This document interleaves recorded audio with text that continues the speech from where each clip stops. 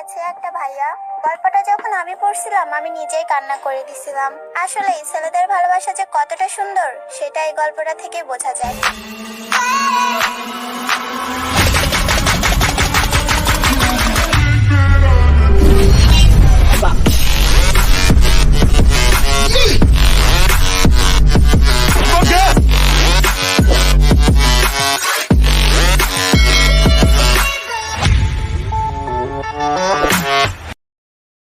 আমার নাম মুস্তাকিম, মেয়েটার নাম বলবেন না। তার সাথে আমার পরিচয় ফেসবুক থেকে। 2 দিন কথা বলার পর আমি তার ছবি দেখতে চাই, কিন্তু সে আমায় বলে সে বাটন ফোন ইউজ করে, ফেসবুক চালায়। তারপর আর তাকে দেখা হলো না। কাউকে না দেখে কথা বলা কেমন দেখায় বিষয়টা ভুলেই গেলাম। রোজ কথা বলতাম আমরা, তাই ওর থেকে ওর ফোন নাম্বারটা নিলাম। তারপর দিনে 2 থেকে 3 ঘন্টা কথা বলতাম। একটা সময় আমি তার মায়ায় পড়ে যাই। তারপর ভাবছি ওরে ভালোবাসার কথাটা বলবো, কিন্তু আমি তাকে কখনো দেখিনি। ওর বাসা আমার বাসা থেকে বেশি দূরে ছিল না। ওদের গ্রামের একটা ছেলে আমার স্কুলে পড়তো, তার কাছে গল্পটা শেয়ার করি। সে আমায় বলে মেয়েটা ভালো। ওর কথায় ওর উপরে অনেক ভাবার পর ভাবলাম রিলেশনে যাব।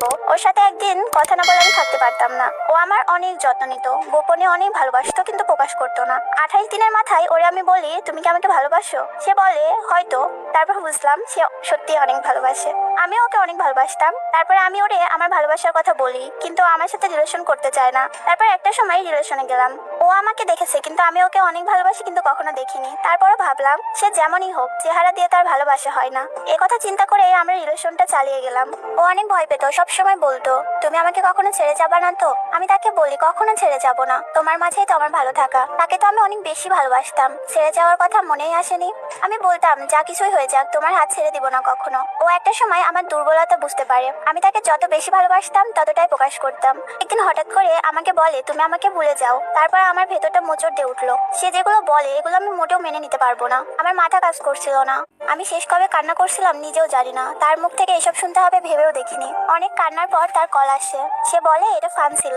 তারপর ও অনেক কান্না করে। এভাবে কেটে যায় অনেকটা দিন। তারপর এক সময় ওর ভাই আমাদের বিষয়ে সবকিছু জেনে যায়। ওর থেকে ওর ফোন কেড়ে নেয়। তারপর ওকে অনেক মারে, আর কথা হয় না। তারপর একদিন ওর ভাই আমারে কল দেয়, দিয়ে বলে ভাই আমি ওরে অনেক মারছি, তবুও তোমার নাম ভুলতে পারেনি। সেদিন অনেক কষ্ট লাগছিল আমার জন্য। ও অনেক মার খাইছে।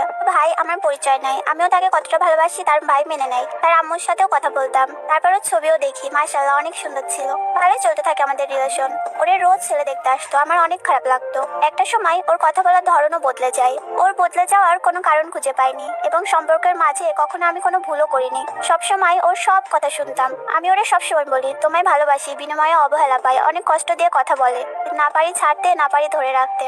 ঝড়গা হওয়ার পর আমি মেসেজ দিলে অনেক কথা শোনাই। ওর হাজারটা অপমানের পরেও বেহায়ার মতো 2টা কথাই আমার অভিমান থাকে না। একদিন অনেক রিকোয়েস্ট করার পরে ও আমার সাথে দেখা করে। ও আমাকে বলে আমার আশা তুমি ছেড়ে দাও, অন্য কাউকে খুঁজে নিও, আমি তোমার সাথে থাকতে পারবো না। যার জন্য এত কিছু করলাম, আজ সে আমাকে এগুলো বলে। আমি সেই আগের মানুষটাকে তার মাঝে খুঁজে পাই না, যে মানুষটা আমার জন্য কান্না করতো, ফ্যামিলির বিরুদ্ধে যেত, আর সেই মানুষটা আমাকে ছেড়ে দিচ্ছে। মানুষ কিভাবে বদলে যায়। একদিন কথা না বলতে পারলে কিছুই ভালো লাগতো না। কত ঝামেলা দুজনে পার করে এসেছি, এখন সে আমার সাথে নাই। নিজেকে অনেক একা লাগে, সবকিছু যেন ফাঁকা ফাঁকা লাগে। ওরে কান্না করতে করতেও বুঝিয়েছি এত ভালোবাসার পরেও তার কাছে বিয়ে হতে পারিনি। আমি পড়াশোনা করি, স্টুডেন্ট মানুষ, আমার কাছে এত টাকা থাকে না। তারপরেও কাজ করে টাকা জমাতাম, কাজ করে টাকা দিয়ে ওই টাকা দিয়ে ওর সাথে কথা বলতাম। একটু কথা বলার জন্য কত কি করছি।